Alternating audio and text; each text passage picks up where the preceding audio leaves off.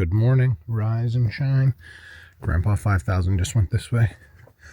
Let's see what's going on.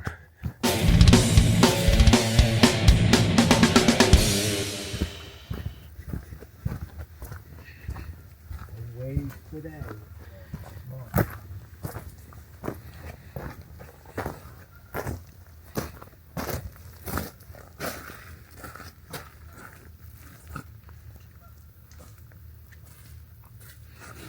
Beautiful.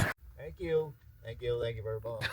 So here's the plan today. We're going to go to the airplane fly-in thing, and I think we're going to go over to the B-52 wreck, and then I'm going to tear off and head home. But first things first, we got to get a fire going. This has got to be the best thing to bring with you, a mini torch. Not only can you start fires, create creme brulee, it's just fantastic. A few moments later. Goodbye, campsite. This was fun. So what's happened is Grandpa 5000 has gone forward to the air show to get seats, and he doesn't want to pay for parking, so I understand that. What I'm going to do, though, is I'm going to sneak over to the B-52 site, which is right around the corner, and check it out, and then I'm going to head to town. First thing I'm going to do is not tip my bike over. The ducks were quite aggressive yesterday, too. They bashed into me a few times. One of them jumped on my lap. All right. Cool campground, though. If you ever get up to Moosehead Lake, Lily Bay, this is it. This is the place to come. There's even a Sasquatch over there. Please don't run out. Hi, little boy. Hi, buddy. Okay, he didn't run out. That's good. It's like the Garden of Eden. All the animals are friendly. Not the Garden of Eaton, where you enjoy delicious barbecue treats. It's a little nippy today. When I woke up, I think it was like 51. It's currently 56. To me, that's awesome. This is great weather. Just put an extra layer on and kick it.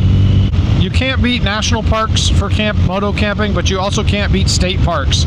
Every state that I've been to that I've done moto camping on for a state park, they're clean, they're cheap, and they usually have a site available. Although yesterday was an exception coming here, but it's just an awesome thing. I mean, if you were to stick to like a KOA and stuff, you pay a lot more.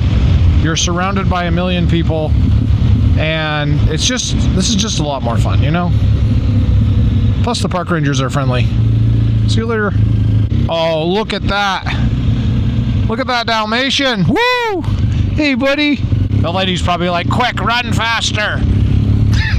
Pervert on a bike. All right. Lily Bay. So now what we're going to do here is we're going to go over here to the right, and then the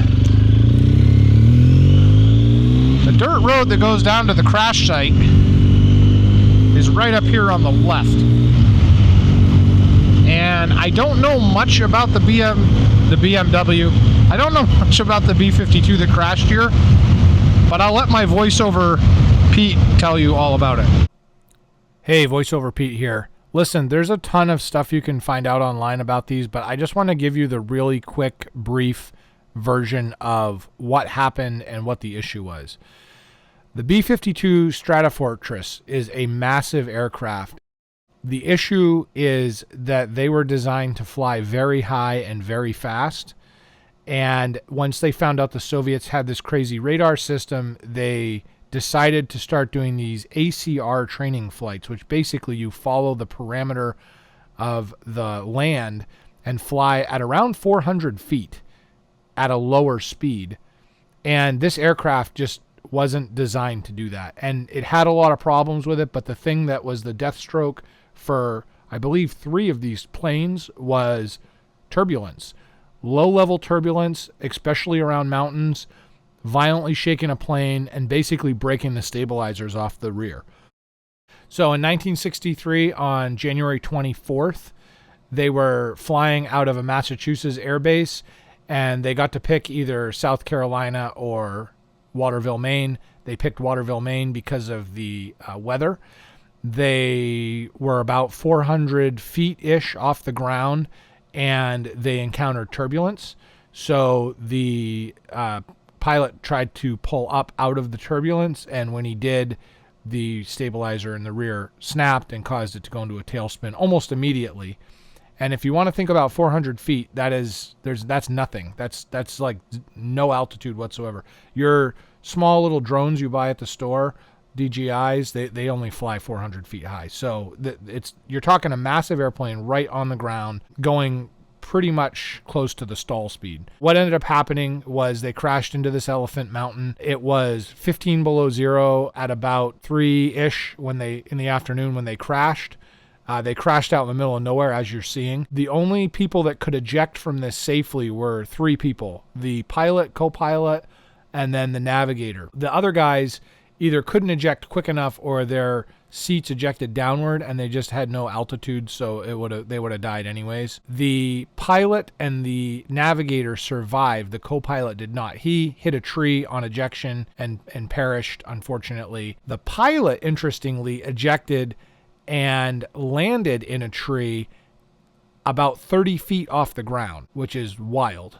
He was able to access his survival kit, got his sleeping bag out, and hunkered down for the evening. And by the way, temperatures that night got down to 30 below zero Fahrenheit, or negative 1,000 Celsius. The navigator landed somewhere else, but he was injured badly. He broke ribs and his skull, believe it or not. And his seat, he hit the ground with his seat, and it was bent so badly that he could not access a survival kit from that. So he basically took the parachute and made a sleeping bag out of it and hunkered down for the night. Forces did come out looking for him. They couldn't find him quick enough. It start getting dark around 4:15 this time of year in Maine, so there really wasn't a lot of time to find them. And this area that they're at is so remote that there's really no roads or anything. Eventually in the morning, the paper company dispatched a crew of plows to plow 10 miles of road with snow drifts up to 15 feet deep. And the rescuers came out on snowmobiles, snowshoes, and even dog sleds. And at 11 a.m. the next morning, they did find the 2 survivors, and they brought them to the hospital. All right, back to the action.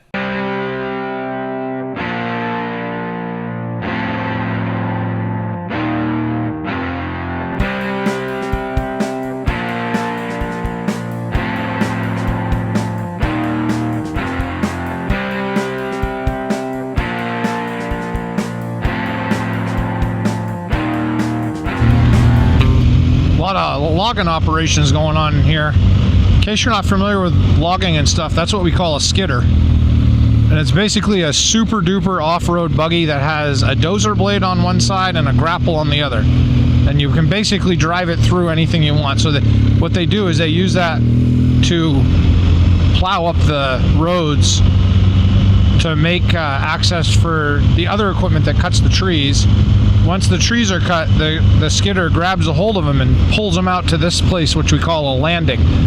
And they basically just stack them up and wait for them to get loaded in with an 18-wheeler log truck. The log truck comes in, it has a grapple on it, and it picks them up and fills it up, and then they go off to the lumber mill.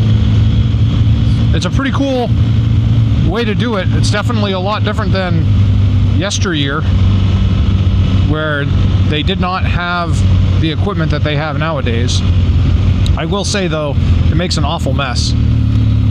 B-52 manure. See, there's another skidder. I'll just stop for a second. There's another skidder right there. You got your blade, you got your grapple, and they're 4-wheel drive, and I mean, these things are beasts of a machine.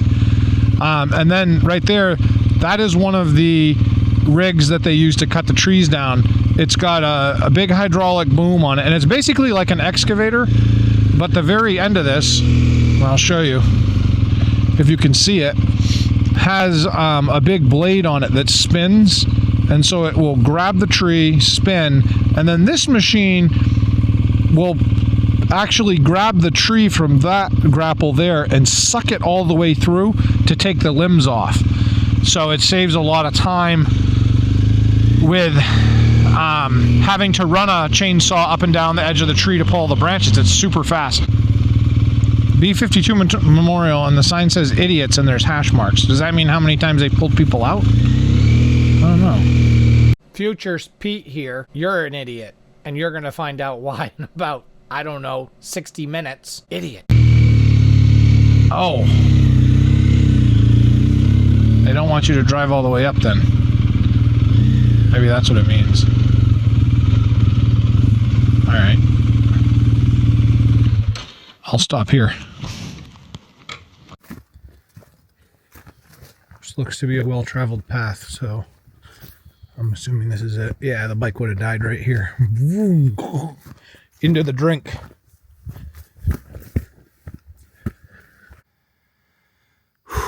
I'm gassed. I just reached the top of this trail. It is about half a mile-ish from where I started, and I've come to this logging road, and there's no sign of any signs of going anywhere. So I'm trying to think, like, is the parts and pieces in the woods here? This was straight up that I just hiked. I mean, this was, my heart rate was in the 130s. I don't know. Where the heck is it? I guess I'm gonna... I dropped a pin on my map so I can get back up to the top of this on the motorcycle, because that was a well-traveled road. But I don't know. The path is worn well here, and then down the piece of ways it's not worn at all, and then past that again it gets worn out again. So I'm wondering, do you go off in the woods somewhere? I thought there would be some signage. Maybe that's why the idiots check marks are on the box down there. I don't know. I'm looking in the woods to see if I can find any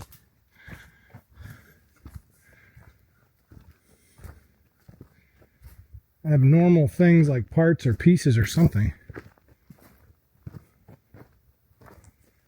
Of course, this was a long time ago that this happened too, so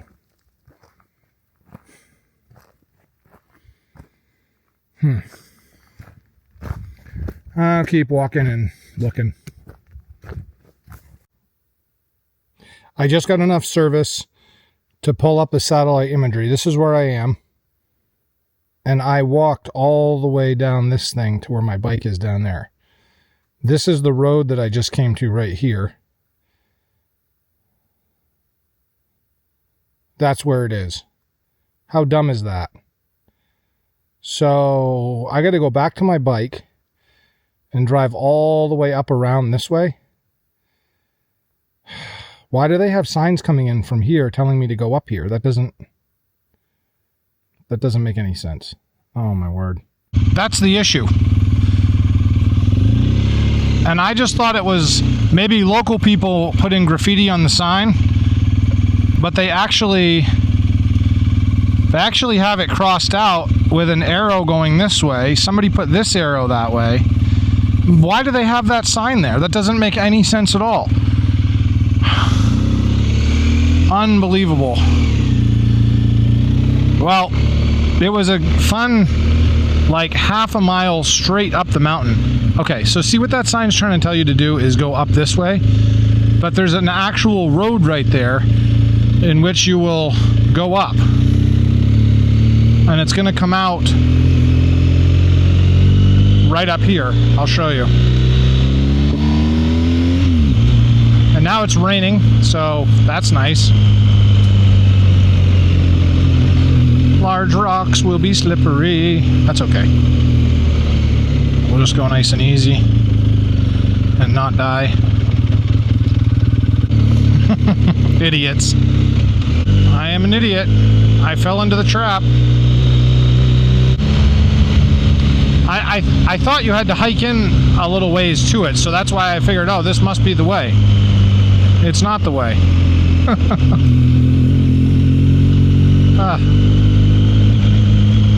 Such an idiot.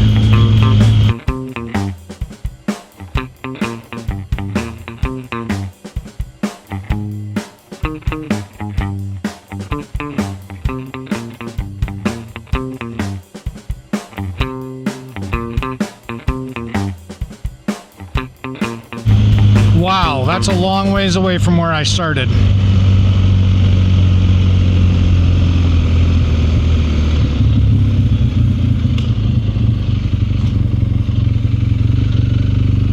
Here it is. Oh, cool.